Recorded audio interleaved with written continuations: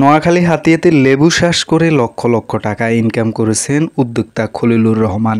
বাড়ির পাশের জমিতে চায়না 3 সিডজিস জাতের লেবু চাষ করে সফলতার মুখ দেখেছেন তিনি।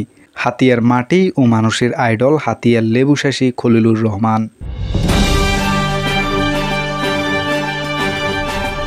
হাতিয়া নিউ, সারা দেশের কথা সব সময়। নোয়াখালী দ্বীপ উপজেলা হাতিয়ার সফল লেবু চাষী খলিলুর রহমান বাড়ির পাশের জমিতে লেবু চাষ করে বাম্পার ফলন পেয়েছেন তিনি। একই ডালে আমরা একাধিক লেবু দেখতে পাচ্ছি, একই থোকাতে আমরা 5-7টি করে লেবু দেখতে পাচ্ছি। 5-7টি না, এই ডালটাতে গুনলে আমার মনে হয় 20টা হবে। হ্যাঁ, এর চাইতে বেশি হবে, 20টা হবে। হ্যাঁ, এই যে নিচে কিন্তু আবার ফুল চলে আসছে, এই যে নিচে আবার ফুল। আর এই উদ্যোগের ফলে আমাদের মতো যারা বেকার আছে, আমাদের মতো হাজার হাজার বেকার যারা এখন আমরা পড়াশোনা করে বসে আছি, আমাদেরও আসলে এসব কৃষিকাজে এগিয়ে আসা উচিত। চমৎকার একটা আপনার উদ্যোগ।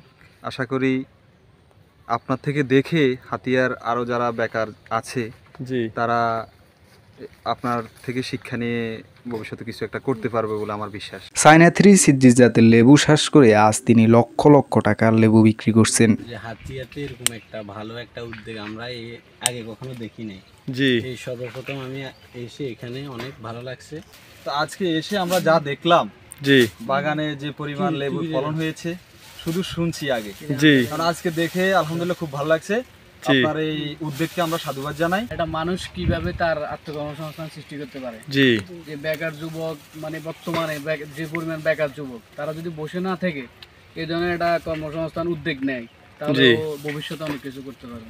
শুধু তাই নয়, লেবু গাছের কলমও তিনি বিক্রি করে অধিক টাকা আয় করছেন। হাতিয়ার তরুণ উদ্যোক্তা খলিলুর রহমান হাতিয়ার মাটি ও মানুষের অহংকার। আপনি কি হাতিয়া নিউ চ্যানেলে নিউজ পাঠাতে চান? তাহলে এক্ষুনি আমাদের হোয়াটসঅ্যাপ নাম্বারে মেসেজ করুন 01830996504। হাতিয়া নিউ, সারা দেশের কথা সব সময়।